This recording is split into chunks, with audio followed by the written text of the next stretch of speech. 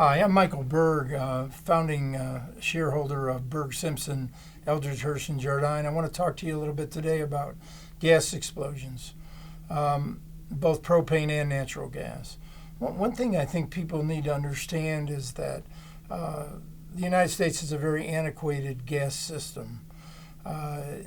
In many parts of the country, there are cast iron pipes that are still in the ground that have been there for 80 to 100 years.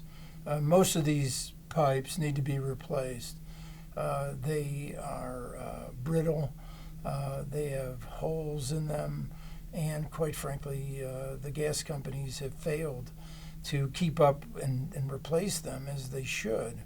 In addition to those kinds of pipes that we see in back east in the Boston explosions, it was mostly those cast iron pipes that were leaking, and then overpressurization that occurred that caused 13 explosions across 3 city lines, doing millions and millions of dollars worth of damage and injuring many, many people.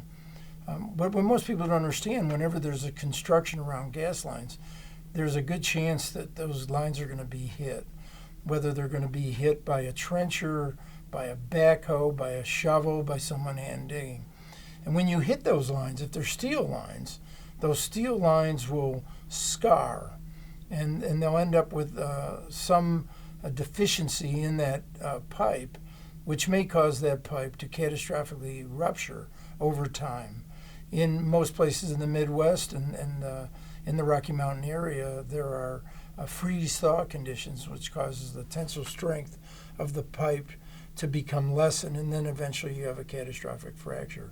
From there, it's easy. You're going to have an explosion, and there's a good chance someone's going to either die or get catastrophically injured. And so it's important for all of us to recognize and make sure that our communities are doing everything to make sure that the gas systems are being updated. You know, the infrastructure plan that we have should include updating all the gas system and the gas lines in the United States. Unfortunately, I've handled probably over 50 gas explosion cases in my career. And in each and every one of them, unfortunately, there's been either deaths or catastrophic injuries.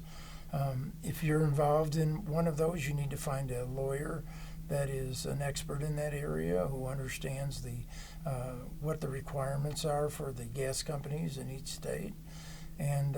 But I think most importantly, we have to try to fix the system so we don't have those gas explosions. In terms of construction here in Colorado, for example, in Denver, a gas line is hit more than once a day. Last year there were over 400 strikes of a gas line. And there's a million reasons why that occurs. I don't have time to get into them all right now, but mostly it's from the gas company not willing to put out the resources to make sure that the work that's being done is being done safely, and they're monitoring that work, and they're also not fixing the lines properly, and they're allowing to become buried even though the line is no longer in the best shape it should be in. Again, if you need any help on any of these kinds of cases, you can call Burg Simpson. Get on our website, you'll find out more about us and gas explosions.